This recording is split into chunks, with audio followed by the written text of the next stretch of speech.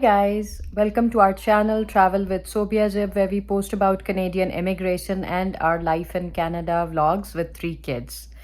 So guys, if you are following me on Instagram and TikTok, that we have shifted and we shifted to London, Ontario. It is actually the suburbs of periphery of London, and it's in Ontario. And for those who don't, and we do have cities like these, such as London, such as Delhi, and so on. And I think there is some others as well. So don't be surprised if I keep saying London. It's London, Ontario, Canada. Let me tell you the story about our move, why we moved here. This video is going to be very important for people, new immigrants and students in Canada who are coming here, who are living in basements, to get to know this fact that yes, basements in Canada, they have issues.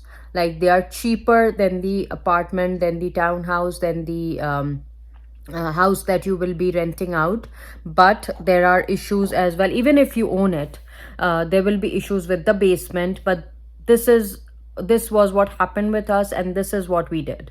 So stay tuned for more what happened and everything, because we were literally in love with our place there. Love, it was an old place.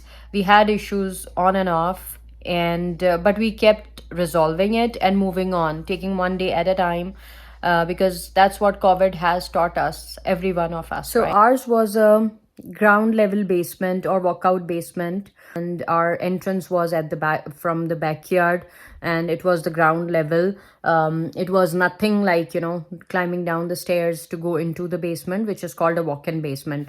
I've shared videos on the different types of basements. You can go and watch that on my YouTube channel.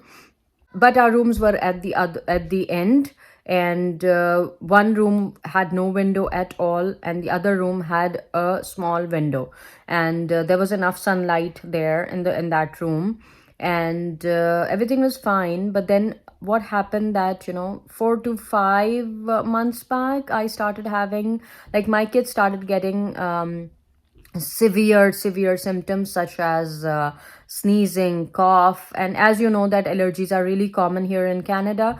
And so people get sick very often. Could be the allergies, but then they started getting severe. Like, for example, I started having itchy eyes, and every night when I used to go to the bedroom and lie down to sleep, I would start having itchy eyes, runny nose, watery eyes, literally watery and burning sensation in the eyes, and I would start sneezing, coughing. And so we thought it's a worsening symptom of allergies. So we used to take anti-allergies. My kids started getting like, I used to get calls literally after every other day. I would get a call from their daycare saying that they are sneezing, they are coughing, can you please come and take them home. So we were like, okay, fine. So literally we spent 2 months like that, but the condition did not resolve, obviously, because there was mold in that basement, in those rooms.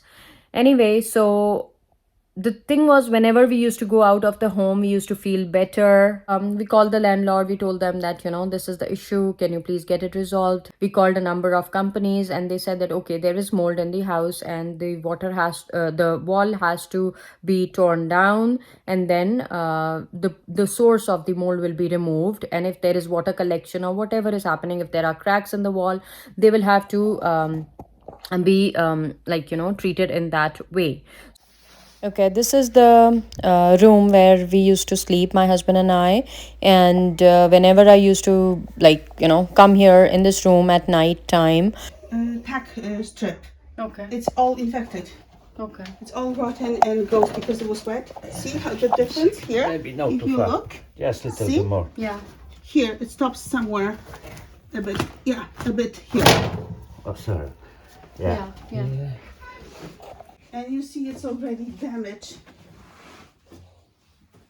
There is mold here. It's not seeing. My eyes started having those symptoms, and I started having those asthma issues and all of that. So after showing it to a number of companies, my landlord, because they were asking, obviously mold removal is not cheap. in Canada. They were asking for thousands of dollars just to tear it down, and then building up was a separate thing. So what our landlord did was he tried to do everything himself. He just scraped down the wall and he did it, but the symptoms did not resolve. That's when we decided that okay, it's about time that we move to somewhere else because this is not helping. So here we are. So we've kept in the all of the stuff here, like it's literally lying here everywhere, and yeah, and the movers are we're planning to move day after tomorrow on Saturday, and it's supposed to be a long weekend because Monday is the morning day announced by Justin Trudeau. So we'll get three like Saturday is the moving day, so obviously that day you cannot do anything, but Sunday and Monday at least we will be able to do a lot of accomplish doing the unpacking and stuff. But for before everything else you have to clean the house, no matter how much the cleaning is done, but you have to do it by yourself. Sanitize everything, and especially during these times of COVID, or if the tenants before you have pets, obviously you have to clean everything up again. And I can see that a deep clean is a must. So I have to work, and without furniture this is how I'm working. Saying bye bye to this house wasn't easy because we have our friends there. We had a great community there, having all different types of communities. We have Arabic friends there, we have Pakistani friends there, and it was beautiful there. Packing was not easy at all, but what we did that helped us on our last day of moving was that beforehand we packed all the stuff that could go in my husband's big truck. So we left it Hi guys, there. So today is the moving day, and my husband has gone to pick up the truck. So I will show you how you can save money on this part, because if you call the movers, if you book the movers, obviously they charge you around like 500. I don't know about the flat rate these days, but at that time when we were moving 2.5 years back, they charged us around 450 something, and it usually goes by per hour. They have a flat rate of 300 or 400 or whatever, and then on top of that per hour they charge whatever extra if you take extra hours. So what we have done is, like, my husband has booked a truck from U-Haul, and then he has gone to pick up the truck. He can drive because he has a G license. If you don't have a G license, obviously you cannot opt for this option. And then we put a Facebook ad on Facebook Marketplace. We put an ad for 2 workers, for 2 people, anybody. They don't have to be professional, because we literally have to carry these boxes, like small, big, all of these boxes, and the sofa set, and the bed set, and the dining table, which we are going to disassemble beforehand before they come in, and they just start picking it up, and they put it in the truck. And my husband is going to help them, and they will come, I guess, 2 or 3 person, and they are charging around I guess $30 per hour, and that's about it. They will not go with us for to the other city and unload the truck. That my husband has hired people from that city, because we are going to an entirely different city that is going to take us 1.5 hours. So if we take these guys, and then my husband has to come and drop them back here, but all that commute will also be charged by them. So that was the cheapest we could do here, and I will tell you how much the whole move will cost and how do we manage there. So stay tuned, take care, bye. Okay, this is the drawer that we do not need because our truck is already full loading in stuff. So we are leaving it here on the curb.